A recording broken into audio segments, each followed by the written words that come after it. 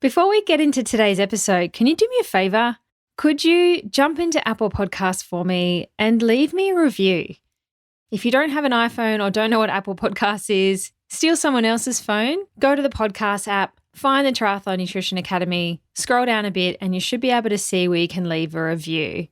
Let me know where you're listening from, what you like, anything you want to hear, because leaving a review is really going to help spread the good word of evidence-based sports nutrition far and wide. You know how passionate I am about getting practical, easy to understand, evidence-based information into more hands in a very noisy world where there's so much BS online. So I would love it if you could take 30 seconds and let me know what you think about it. Thank you so much. Welcome to the Triathlon Nutrition Academy podcast, the show designed to serve you up evidence-based sports nutrition advice from the experts. Hi, I'm your host, Taryn, accredited practicing dietitian, advanced sports dietitian, and founder of Dietitian Approved. Listen as I break down the latest evidence to give you practical, easy to digest strategies to train hard, recover faster, and perform at your best. You have so much potential, and I want to help you unlock that with the power of nutrition. Let's get into it.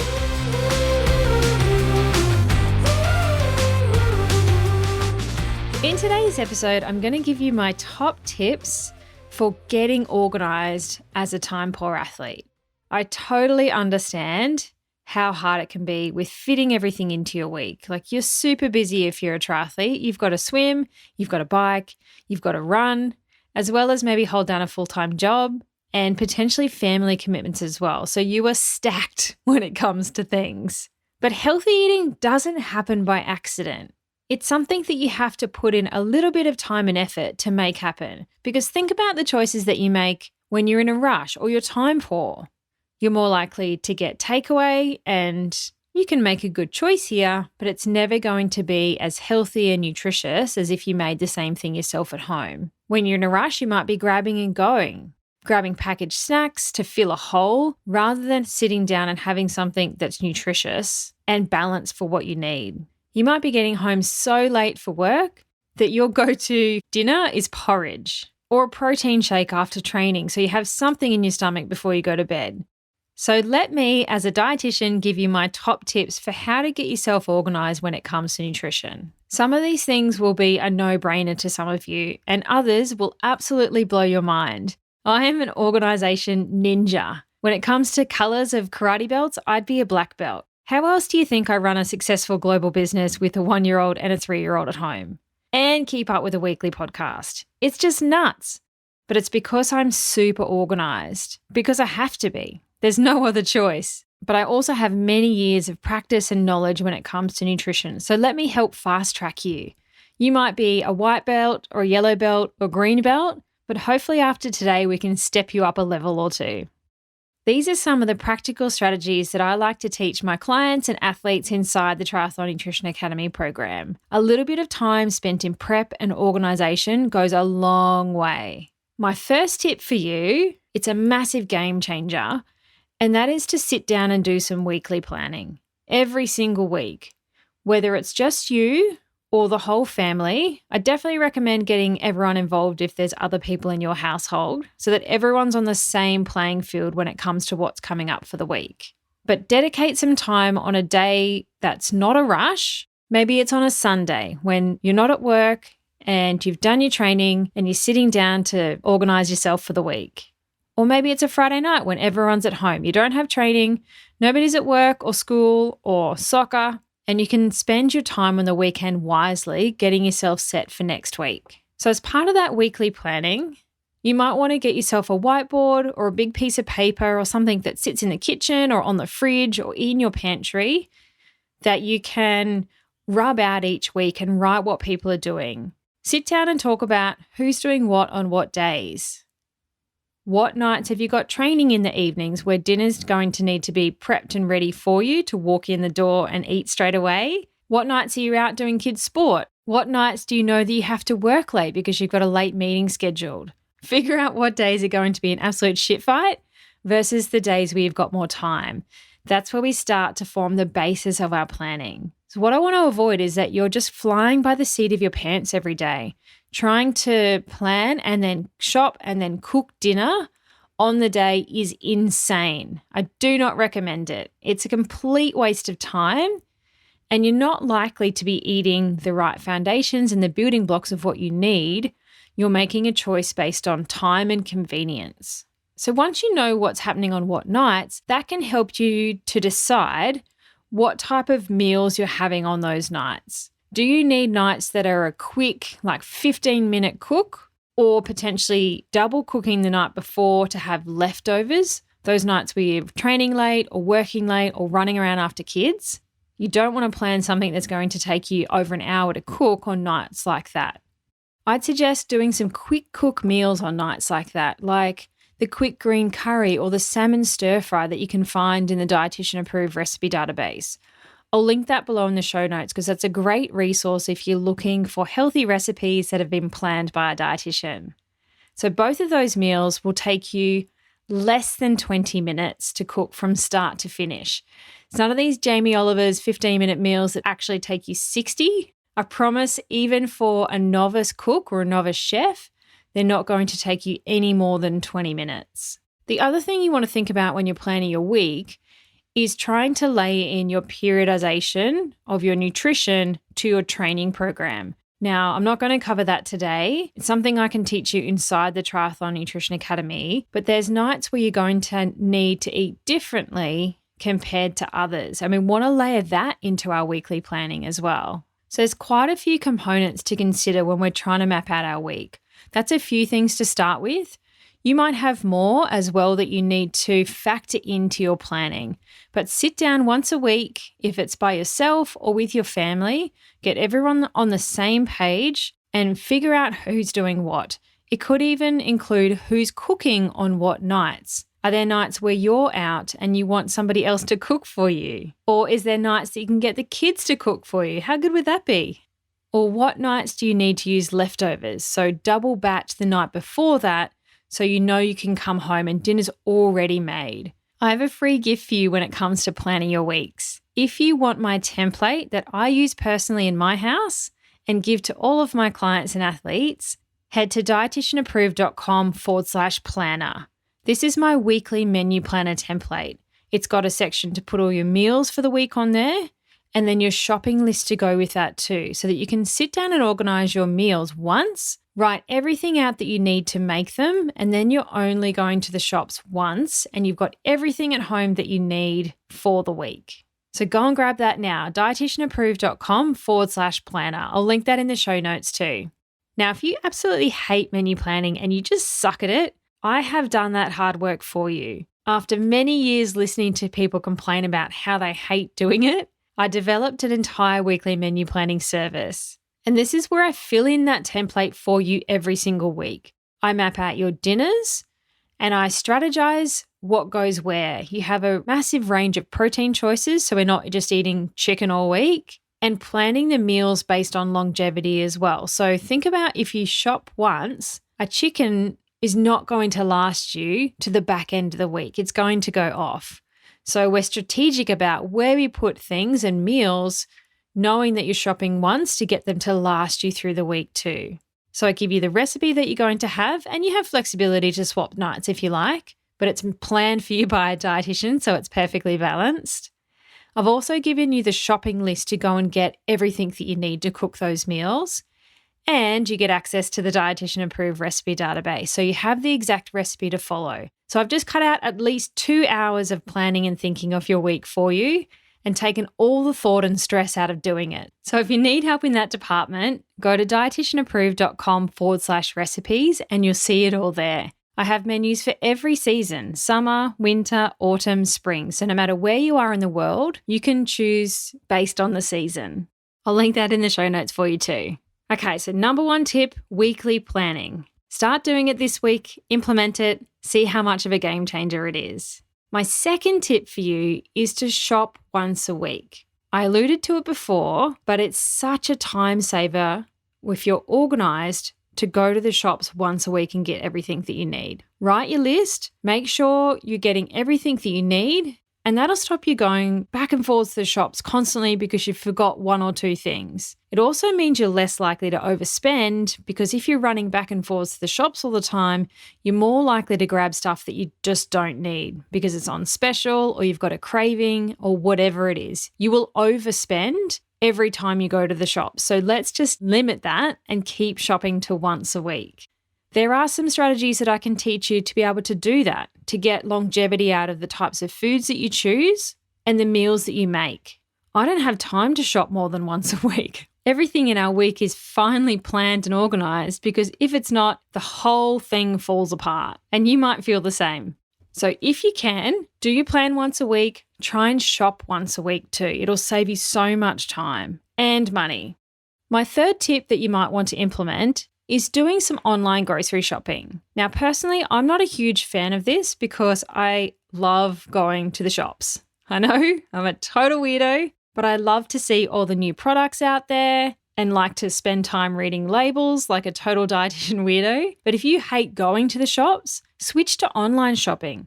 So many people did this through COVID and have stopped. But if it worked for you, then do it again.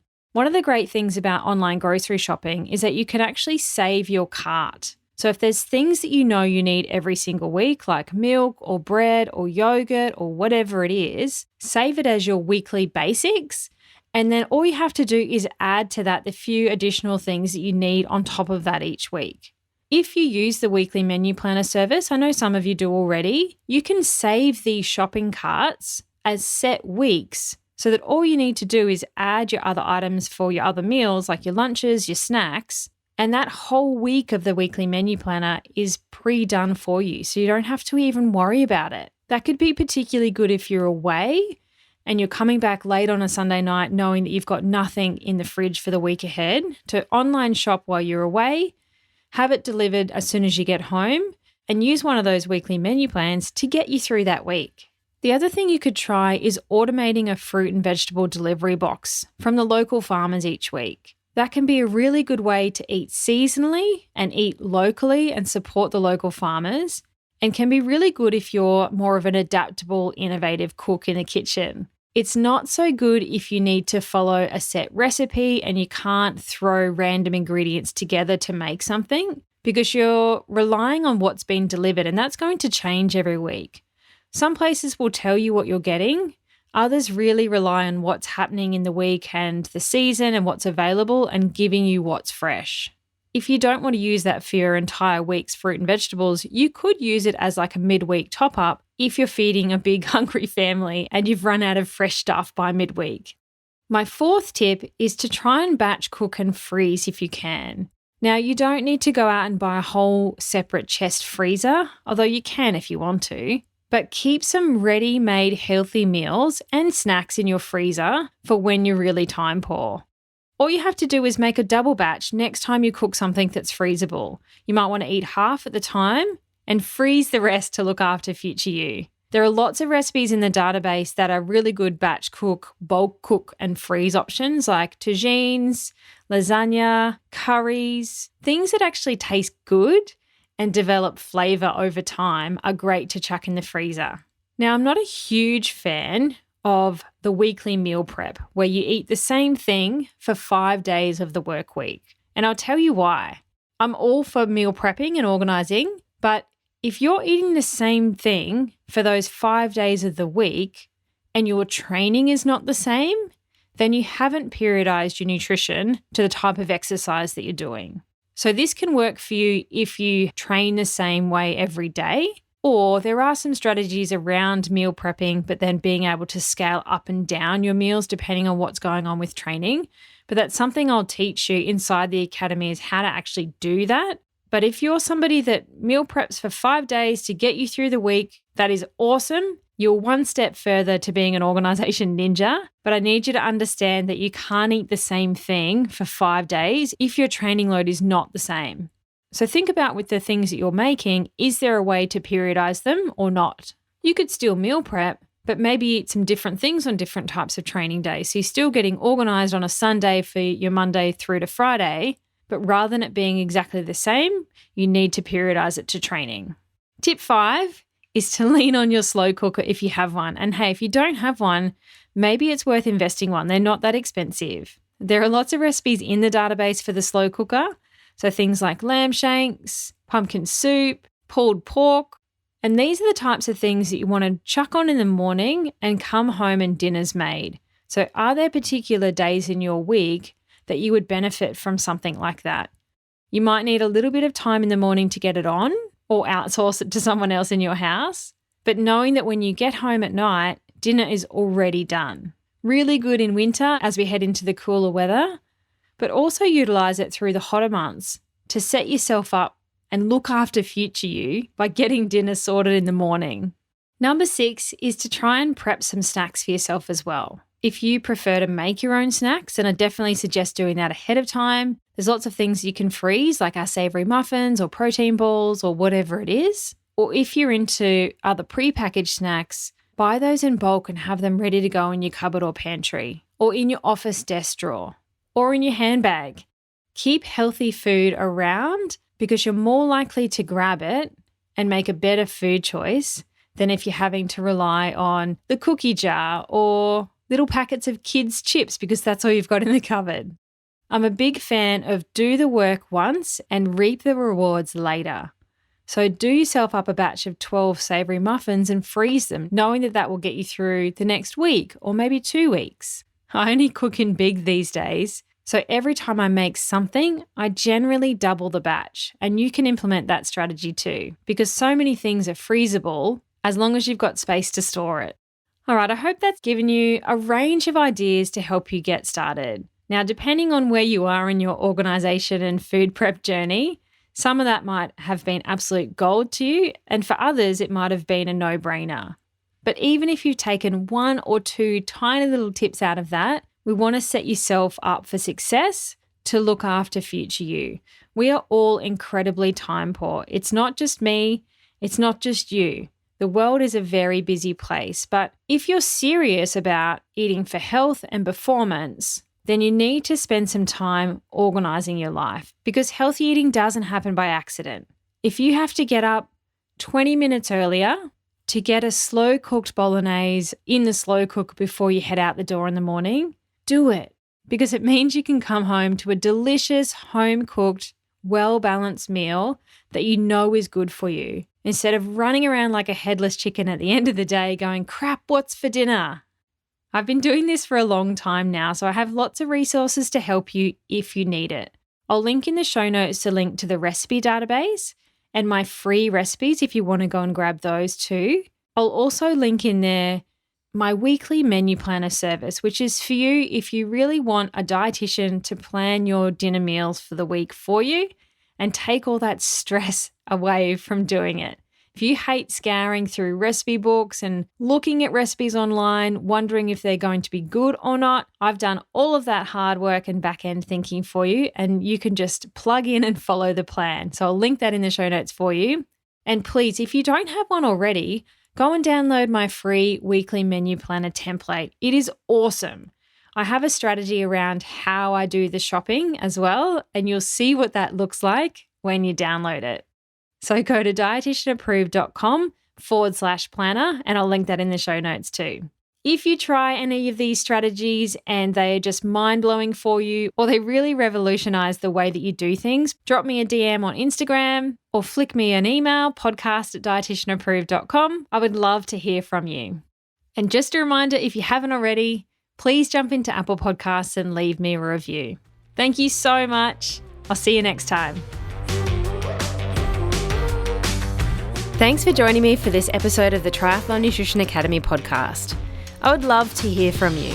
If you have any questions or want to share with me what you've learnt, email me at podcast@dietitianapproved.com. You can also spread the word by leaving me a review and taking a screenshot of you listening to the show. Don't forget to tag me on social media at dietitian.approved so I can give you a shout out too. If you want to learn more about what we do, head to dietitianapproved.com. And if you want to learn more about the Triathlon Nutrition Academy program, head to dietitianapproved.com/academy. Thanks for joining me, and I look forward to helping you smash it in the fourth leg. Nutrition!